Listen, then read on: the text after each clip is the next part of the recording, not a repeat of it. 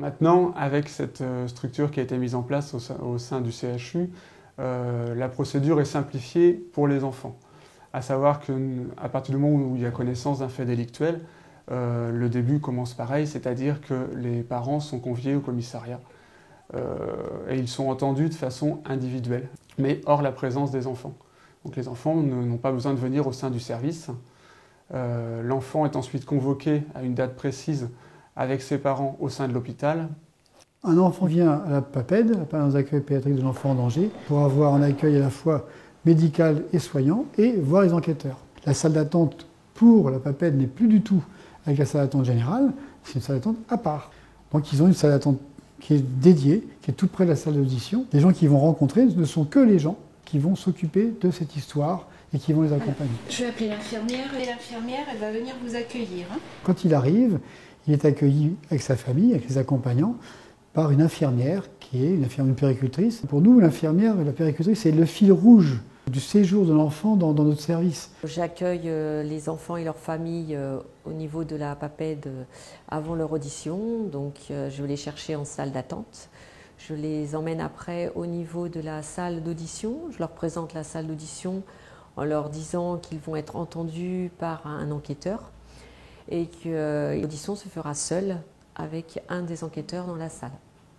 Après, je leur présente la salle où je vais m'entretenir avec l'assistante sociale pour recueillir le plus de renseignements possible auprès des parents, pour pouvoir aider aussi les parents, aider l'enfant aussi, voir le comportement de l'enfant depuis qu'il a subi les faits.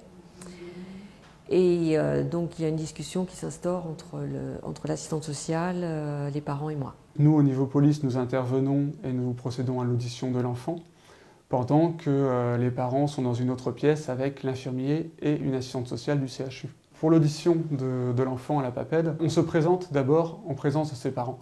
On discute un petit peu de manière à lier connaissance, puisqu'on ne l'avons pas vu précédemment. Ensuite, nous le recevons en individuel, c'est-à-dire que ses parents sont dans une autre pièce, et nous avons une connaissance qui se met en place. Nous lions à nouveau connaissance en se présentant de manière explicite sur notre rôle, pourquoi on est là aujourd'hui, ce dont on va parler, et on lui demande de se présenter. Donc ça, c'est une première phase pendant laquelle l'enfant est mis en confiance et peut s'exprimer librement sur son identité, sur ses loisirs, ses centres d'intérêt. Un peu plus tard, nous continuons avec ce que nous appelons le récit libre, c'est-à-dire que nous demandons à l'enfant pourquoi il est ici, de quoi il veut nous parler, en le dirigeant un petit peu sur les faits, mais sans évoquer nous-mêmes les faits. Donc l'enfant explique ce qu'il a envie d'expliquer.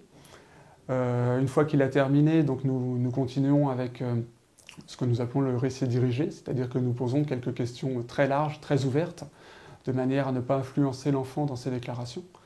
Et nous écoutons tout ce qu'il a à nous dire.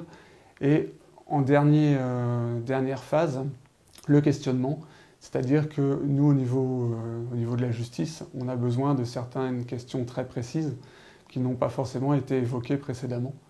Et donc, nous lui posons des questions beaucoup plus précises sur ce qu'il a vécu, ce qu'il a ressenti, comment il a réagi. Voilà, de manière à avoir l'ensemble des réponses qui sont intéressantes et importantes pour la procédure et pour qualifier les faits. Par la suite, les parents reviennent avec leur enfant. Il y a une discussion qui se met en place entre les services de police et les parents pour les informer des déclarations de leur enfant. Après, lorsque l'audition est terminée, les enquêteurs me rappellent sur mon téléphone. Là, on retourne auprès de l'enfant, donc là on discute avec l'enfant. S'il y a un examen médical qui est fait après, on annonce à l'enfant qu'il va avoir un examen. On lui explique comment va se dérouler l'examen. On peut, lorsque ce sont des grandes, au niveau des ados surtout, moi j'emmène les ados dans la salle d'examen pour leur présenter exactement comment l'examen va se dérouler. C'est-à-dire présenter le matériel et pour essayer de les détendre au maximum. Et souvent ça rassure énormément les petites ados. Ça c'est important. Et après, en attendant le médecin légiste, on fait des jeux. Soit on joue aux cartes, soit on discute, on fait plein de choses. On fait des dessins avec les enfants. Lorsque le médecin arrive, le médecin se présente aux enfants, se présente aux parents. Après, il va voir les enquêteurs pour voir exactement de quoi ressort l'affaire. Et après, donc, avec l'enfant, on l'accompagne donc en salle d'examen. Lorsqu'un enfant refuse l'examen, on ne force jamais l'enfant. Si l'enfant ne veut pas faire l'examen, on lui propose soit de revenir plus tard, soit l'enfant décide de ne pas du tout faire l'examen. Mais on ne force jamais un enfant. On n'est pas là pour le forcer. On est là pour l'aider, mais pas pour subir des violences. On n'insiste pas. Dans les situations où une suspicion d'agression sexuelle ou une agression sexuelle de l'enfant a été portée à connaissance de la justice va demander au médecin légiste de procéder à des examens médico-légaux, c'est-à-dire des examens génitals, gynécologiques, afin de vérifier l'existence de lésions, au contraire, vérifier l'absence de lésions. Nous allons intervenir généralement après l'audition de l'enfant par les enquêteurs. Il peut arriver qu'on intervienne avant l'audition de l'enfant, lorsque les enquêteurs ont l'impression que durant notre examen médical ou médico-légal, l'enfant puisse nous confier éventuellement des éléments qui pourront être intéressants après pour les enquêteurs. Donc c'est vrai qu'on n'est pas non plus figé dans l'ordre chronologique du déroulement.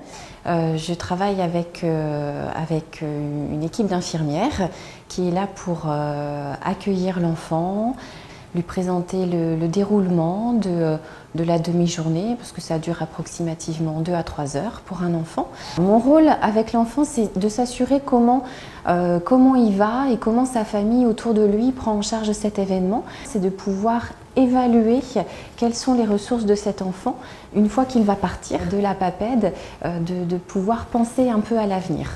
Et après, on ramène l'enfant près de ses parents et on reprécise bien aux parents qui peuvent nous joindre à n'importe quel moment, si c'est 1 semaine ou 15 jours après l'audition, il n'y a aucun problème et là on peut les orienter vers des médecins ou revenir nous consulter au niveau des urgences pédiatriques. Ça fait une grosse demi-journée, mais l'enfant ressort de l'hôpital, tous les actes ont été faits en ce qui le concerne, il n'a pas besoin normalement de revenir sur les faits qu'il a évoqués, tout est terminé en ce qui le concerne.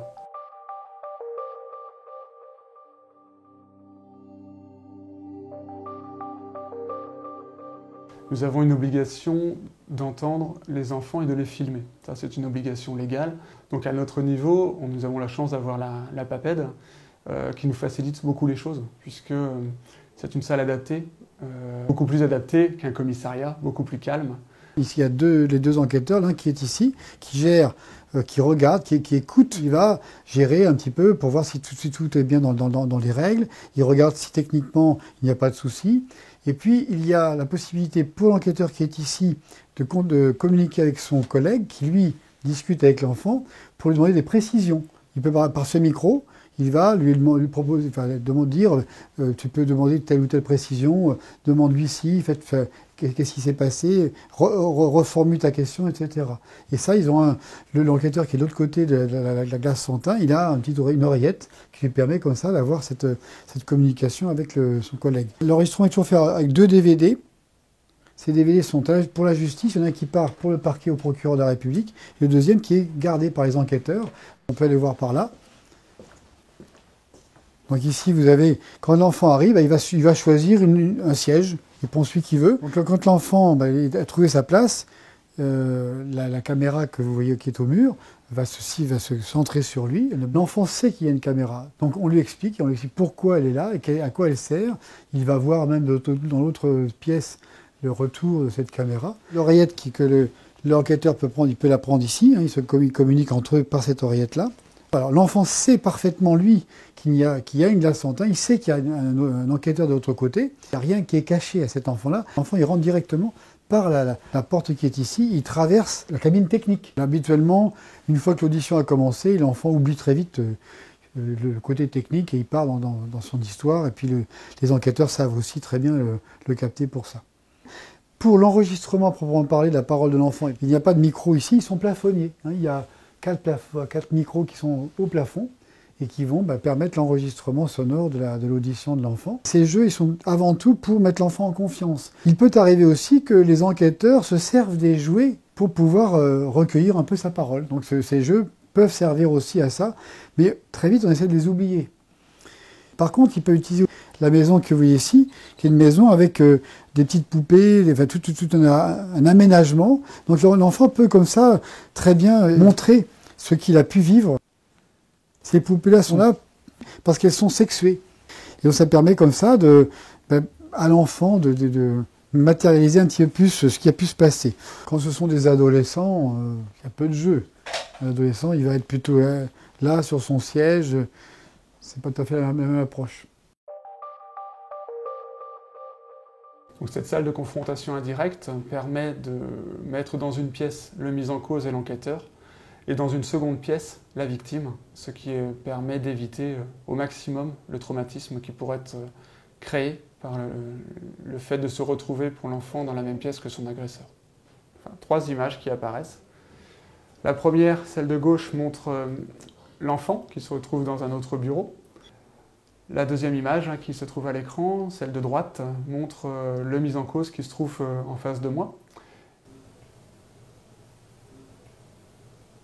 La troisième image, celle d'en bas à droite, montre l'enquêteur.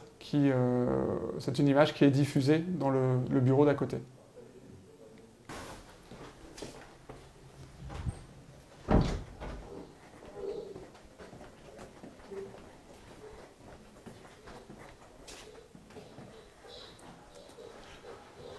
Donc dans cette pièce, vous avez les mêmes systèmes un petit peu que dans l'autre salle, à savoir une caméra qui filme l'enfant qui se trouve ici.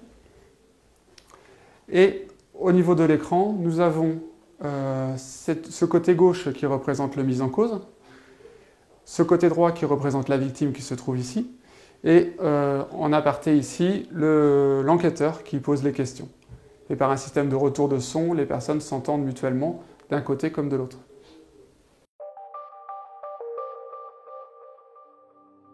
Dans la mesure où le dispositif qui a été élaboré, mis en œuvre, que ce soit au commissariat de police, puis à l'hôpital, évitait toute confrontation directe avec l'agresseur, il nous paraissait essentiel de prolonger cette démarche extrêmement constructive également au palais de justice.